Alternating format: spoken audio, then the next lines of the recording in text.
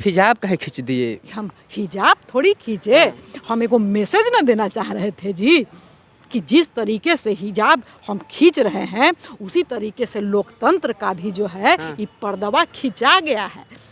लेकिन लोग तो समर्थन भी कर रहे हैं कि नीतीश कुमार जी चेहरा देखेंगे तब न जानेंगे असली है कि नकली है। और ये सब नहीं न जानता है जी कहीं महिला के इच्छा के बगैर उसका कहीं कुछ खींचा जाता है जी? बताइए, काका राखी सावंत भी बोलने लग गई थी, हम नहीं बोलना चाहते। बोलने तो बॉलीवुड के और पूरा देश दुनिया के भी लोग बोले, पाकिस्तान से धमकी भी आ गया। हमको बहुत धमकी तरह तरह की से आते रहता है, बाकी हम चुपचाप रहते हैं काहे कि हमारा दिमागवा नहीं न चल रहा है जी। लेकिन बिहार के राजनीति के तो चढ़क के आप ही कहे जाते हैं, जिधर जाएंगे कुर्सी उधर जाएगी।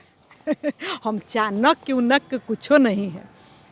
अभी कैसा सरकार चल रहा है? देखिए, हम माननीय प्रधानमंत्री से बोलना चाह रहे हैं कि आए माननीय प्रधानमंत्री, नमवा इतना बदल रहे हैं, मनरेगा का आप नाम बदल दिए तो इधर नाम बदल रहे हैं तो उधर नाम बदल रहे हैं, हमरो पटिया का नाम जदयू से बदल करके भजयू कर दीजिए ना महाराज। जितना अभी भज रहे हैं अब भजते रहेंगे। लेकिन वो तो श्री राम जी कर दिए तो वो तो ठीक है ना, बात बात में श्री राम जी में काम कर रहे हैं कहेंगे लोग अब। तो वही ना हम कह रहे हैं कि हमरो पटिया का नाम भजयू कर दीजिए, वही भजन कीर्तन होते रहेगा। कांग्रेस का अस्तित्व पे ही खतरा है बिहार में। देखिए, खतरा उतरा नहीं है। जब आप शॉर्ट टर्म कोई चीज़ देखते हैं ना तो आपको खतरा बुझाएगा, लेकिन जब लंबा पारी का खेल देखिएगा तो उसमें खतरा नहीं ना है जी। ये छोटा पारी का खेल आपको लग रहा है कि खतरा वाला है। तो क्या मतलब 29 के खेल आप? कितना कुछ हो जाएगा। हमारा भतीजवा कह दिया ना कि 5 नहीं 500 को चुनाव हार जाए। बाकी वो काम नहीं ना करेंगे जो माननीय प्रधानमंत्री जी कर रहे हैं। अनैतिक नहीं ना किया जाता है जी। क्या ऐसा क्या अनैतिक किए है पीएम मोदी जी इसको लेकर के आप ये बात बोली है और वो अनैतिक करके सरकार में? अरे अनैतिक का बौछार है। बताइए, आपके पास 1 रुपया रहेगा और हमारा पास 99 रुपया, तो आप चुनाव लड़ पाइएगा जी? क्या बात करते हैं। और उसी तरीके से काहे हंसते हैं इतना आप। और दूसर का बात ये है कि खाली पैसवे का बात नहीं है, हम मशीन का जो जी झुनझुना है, ज्ञानेश बाबू का कृपा है, ये सब चीज़ न है जी। SIR का खेला है, ये सब मिला करके ये सब अनैतिक खेलना है जी। लोकतंत्र के चोरावे वाला काम ये सब चोर न है जी। लेकिन वो कहते हैं कि महिलाओं के लिए काम किए, युवाओं के लिए काम किए, किसानों के लिए काम किए, हिंदुस्तान के लिए काम किए, पाकिस्तान को धूल चटाने के लिए काम किए। कई ऐसे योजना परियोजना के बारे में बताते हैं जिसके आधार पे बोलते हैं लोग हमें वोट करते हैं, और आप लोग जो है कांग्रेस के कहते हैं नहीं वोट चोर है। अरे बिहार में वो कहावत है, काम न किए कपार किए, हम यही कहेंगे। मुस्लिम महिला के हिजाब खींचते हुए वायरल तस्वीर, वो वायरल वीडियो देखी। कई लोग तर्क दे रहे हैं, कुतर्क है कि पिता के नाते नीतीश कुमार जी ने जो है हिजाब हटाया था या एक गार्डियन के नाते। तो मैं कहती हूँ कि कोई भी आपका बहुत करीबी, आपका हस्बैंड भी हो, पर बगैर इजाज़त के आप थोड़ी जा करके किसी का हिजाब या दुपट्टा या कुछ भी खींच लोगे। आप रिक्वेस्ट कर सकते हो अगर आपको चेहरा देखना हो तो, ठीक है ना, लेकिन आप थोड़ी मतलब आप मनसा पे सवाल उठा रही है। मनसा की बात नहीं है, तरीका ही गलत है। मैं कह रही हूँ कि मेरा मनसा बहुत अच्छा है, मैं पिता तुल्य हूँ। नीतीश कुमार जी के कैरेक्टर पर कोई सवाल नहीं है। लेकिन जिस तरह से विपक्ष मुद्दा बनाया, आपको लग रहा है कि ये बहुत बड़ा मुद्दा था? बहुत बड़ा मुद्दा है ना, ये सिंबॉलिक होता है बहुत सारा चीज़। अगर ये महिला के डिग्निटी का सवाल है और पुरुष के डिग्निटी का भी सवाल है। ये जो जैकेट आप पहने हुए हैं, अगर मुझे लगे कि नहीं ये जैकेट नहीं दूसरा जैकेट, तो मैं थोड़ी हटा दूंगी। आप समझिए, आप मैन है फिर भी। ठीक है, आप कांग्रेस से ताल्लुकात रखते हैं। कांग्रेस के राजस्थान के मुख्यमंत्री थे, वो एक महिला के साड़ी के पल्लू हटा देते हैं, उस पर तो फिर कांग्रेस खामोश रही। मैं बहुत अवेयर नहीं हूँ। कोई भी करे गलत है, अगर इच्छा के विरुद्ध करे तो। वो महिला उस समय मुस्कुरा रही थी शायद, लेकिन यहाँ महिला को भारी आपत्ति हुआ, इन्होंने बोला भी, लेकिन कोई भी करता है सही नहीं। 1 मिनट, वो महिला मुस्कुरा रही थी इसलिए वो सीएम साहब के पक्ष में था, ये महिला अनकंफर्टेबल हो गई इसलिए मुद्दा बन गया। नहीं, मैंने शुरुआत में क्या कहा कि कोई भी करे, मेरी पार्टी से कोई करे या मैं ही करूं, महिला हो करके भी अगर मैं पुरुष के साथ भी करूं ये तो गलत है। आप समझिए। तेजस्वी जी विदेश पे जा रहे हैं, घूम रहे उधर ही, अभी हारने के बाद बिहार आए नहीं। बड़ा बीजेपी के लोग इस पे बोलते रहता है, कांग्रेस सहयोगी दल है, इस पे कांग्रेस की क्या स्पष्टता है विचार में?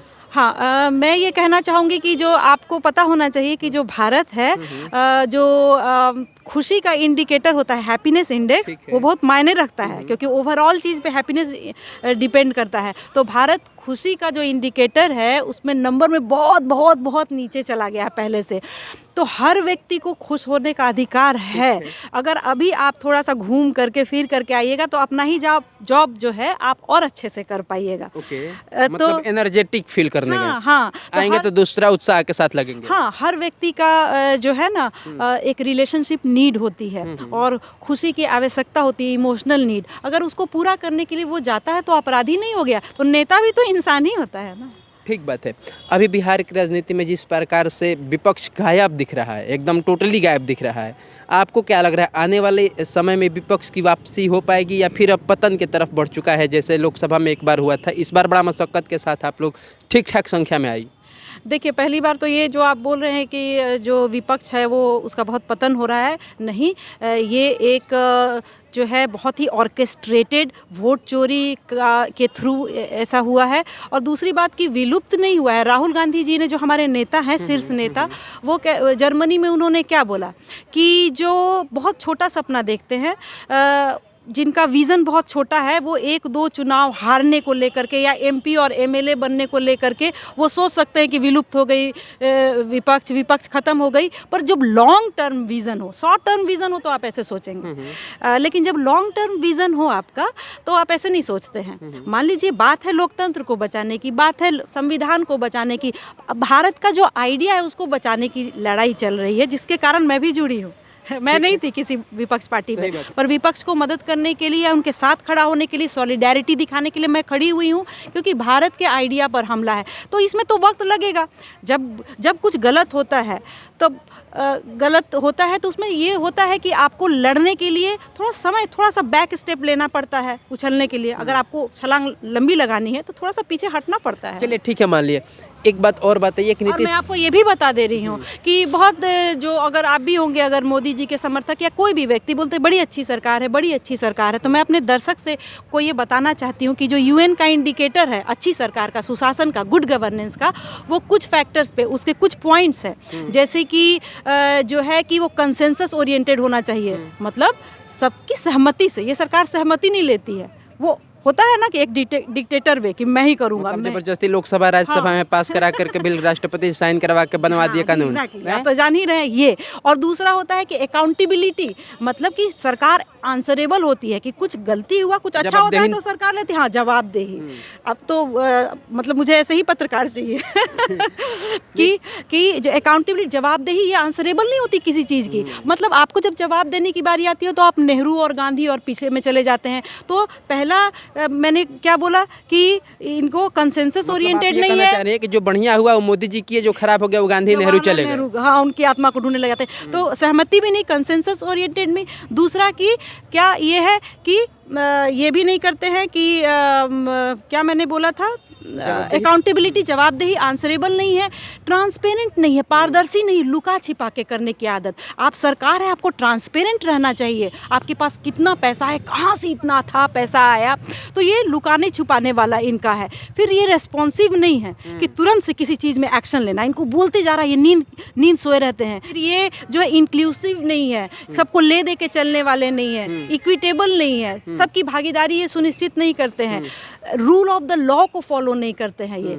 कि आप जो लॉ बना है उसको फॉलो करिए, आप उसको तोड़ने के लिए नहीं है। तो इस तरीके से ये सरकार जितना भी पैरामीटर होता है उसको नहीं ये लेकर के चलते हैं, जो सुशासन का जो इंडिकेटर्स हैं। ठीक है, लेकिन सरकार के तो कई आरोप ये भी रहता है कि जो हम समाज कल्याण के लिए, देश कल्याण के लिए योजना लेके आते हैं, वैसा काम करते हैं, उस पर भी विपक्ष मुद्दा बना करके रखता है, उसको भी विपक्ष गलत तरीक़ा से जनता के बीच में लेके जाता है। देखिए, ज़्यादातर जो योजनाएं हैं वो सब जो है ना, बोलते हैं ना कि नए पैकेट में पुराना माल बेचना। अच्छा। वो है इनका। जो भी, जैसे ये जो अनाज बांटते हैं, ये बोल रहे हैं जो भी 5 किलो, तो ये क्या है, फूड सिक्योरिटी एक्ट के तहत 2013 में ये खाद्य सुरक्षा अधिनियम आया था मनमोहन जी के तरफ से। जो मनरेगा, जिसका इन्होंने नाम बदल दिया, ये भारत के सबसे सफलतम जो है योजनाओं में से एक था। तो जो भी आप योजना का नाम लीजिए, मैं बता दूंगी कि इनके द्वारा आया है कि किन के द्वारा आया है। ये सबको नया पैकेट भी सिर्फ कर देते हैं। चलिए, एक ताज़ा तरीन उदाहरण है कि बांग्लादेश में हिंदू को साथ जो किया गया, उस पर योगी जी विपक्ष को घेरते हुए कहे कि आप लोग वोट बैंक की राजनीति करते हैं और इस पर चुप है क्योंकि वो दलित हिंदू था। यहीं गांजा पट्टी को लेकर के आप कैंडल लेकर के सड़कों पर उतरे रहते हैं। इस पर विपक्ष क्या? नहीं, यानी उनकी जानकारी कमज़ोर है, उनका जनरल नॉलेज कमज़ोर है। हम बोल रहे हैं कि भारत को बोलना चाहिए। कहीं देखिए, हर देश में जो माइनॉरिटी होती है, जो अल्पसंख्यक है, गरीब है, वंचित है, शोषित है, उन्हीं के लिए सरकार होती है। तो कांग्रेस तो इस पर खूब लिख रही है, बोल रही है और भर्त्सना कर रही है, यानी उनका जनरल नॉलेज कमज़ोर है। उन्होंने देखा नहीं इस चीज़ को। हम कह रहे हैं कि भारत सरकार को बोलना चाहिए। क्यों नहीं बोल रही है भारत सरकार? वहाँ के हिंदुओं पर अत्याचार हो रहा है, ईसाई पर अत्याचार हो रहा है बांग्लादेश में, सरासर गलत है। और हमारे यहाँ भी देख लीजिए, बस 2% है ईसाई और ये बोलते रहते हैं कि जो है कन्वर्सन का इनका थ्योरी कि कन्वर्ट हो जाएगा पूरा हिंदुस्तान, जो है वो ईसाई में बदल जाएगा। जबकि डेटा ये नहीं कहता है कि ईसाई का स्टैग्नेंट है, वो कुछ बदले नहीं है, उनका बदलाव नहीं हुआ। किस तरीके से उन पर अत्याचार हो रहा है। तो क्या उनके लिए 2% ईसाई से हम लोग डर गए हैं क्या? ठीक है, आपने समय दिया, इसके लिए बहुत बहुत धन्यवाद। बाकी सोनू आनंद नाम है हमारा, समाचार सूत्र पर इस वीडियो को देख रहे थे। देखने के लिए धन्यवाद रहेगा। मिलते हैं जल्द एक नए वीडियो में, तब तक जय हिंद, जय भारत।